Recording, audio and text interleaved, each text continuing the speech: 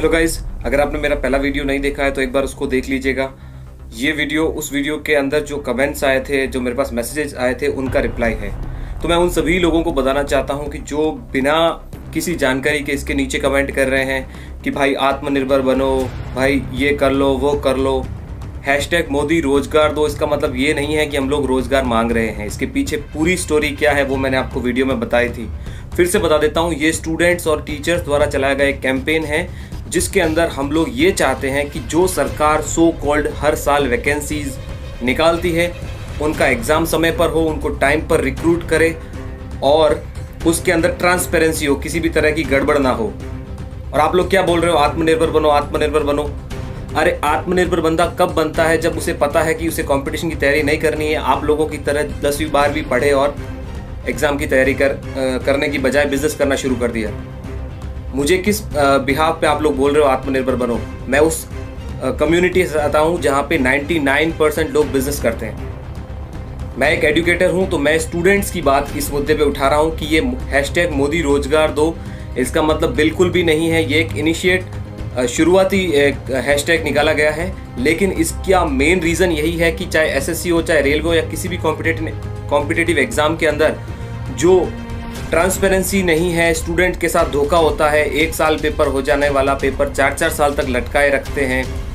Student की vacancies को कम कर दिया गया है, टाइम टू टाइम उनके एग्ज़ाम नहीं हो रहे हैं। उन सब के बारे में बोल रहे हैं। ये सिर्फ एक सरकार को जगाने का एक माध्यम है, हैशटैग मोदी रोजगार दो। और आप जैसे लोग हैं जिनको ज्ञान नहीं है, वही लोग उसके सिमिलर मोदी गर्लफ्रेंड दो, मोदी ये दो, मोदी वो दो, ऐसे हैशटैग को ट्रेंड कर रहे हैं। अच्छी बात है, आप लोग बिजनेसमैन हैं, आप लोग आत्मनिर्भर हैं, लेकिन आप लोग 10वीं 12वीं करके आत्मनिर्भर बनने के लिए तरफ चले गए थे क्योंकि आपके अंदर पोटेंशियल नहीं है कि आप किसी गवर्नमेंट एग्जाम के लिए तैयारी करो। और जिन लोगों को ये लगता है कि बड़े एग्जाम की तैयारी करो, अगर आपको लगता है एसएससी सीजीएल जिसकी AAO की पोस्ट या फिर इनकम टैक्स एक्साइज इंस्पेक्टर की पोस्ट छोटी है तो आप बेवकूफ़ हो। आपको पता ही नहीं है कि एनटीपीसी के अंदर कौन कौन सी पोस्ट होती है। सारे एग्ज़ाम बड़े ही हैं और हर डिपार्टमेंट के अंदर हर एग्ज़ाम की हर बंदे की ज़रूरत होती है।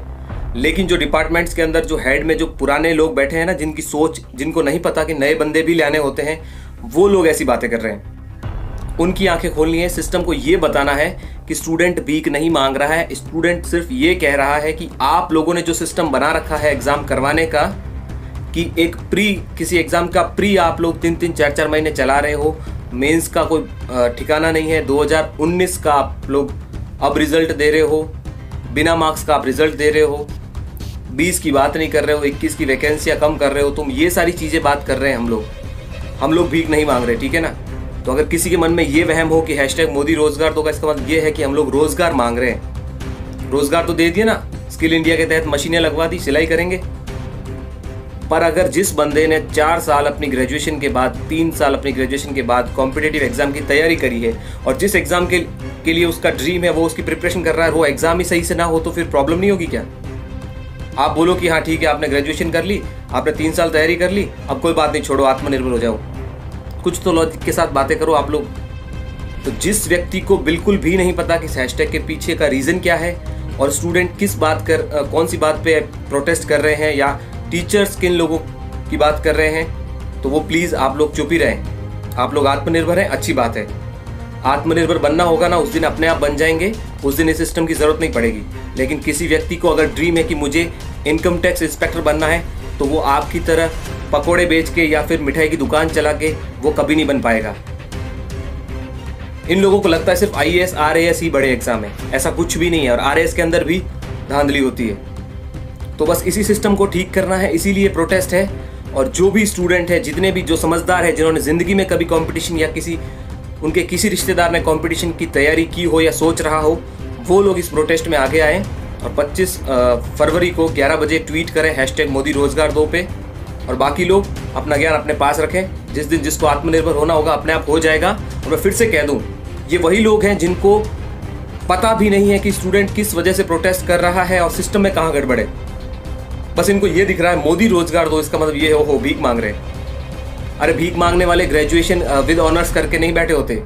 उनको पता है उनका एम क्या है। उनको व्हाइट कॉलर जॉब चाहिए, आपकी तरह बेगारी नहीं करनी है। जिसको पता है कि मुझे काम ही करना है वो तो पहले ही कर लेगा ना, फिर तैयारी क्यों करेगा? तो ये सिर्फ स्टूडेंट्स के लिए जिनका ड्रीम है एक अच्छी जॉब एक्वायर करना, लेकिन उनके साथ खिलवाड़ हो रहा है, उसी के खिलाफ आवाज़ है।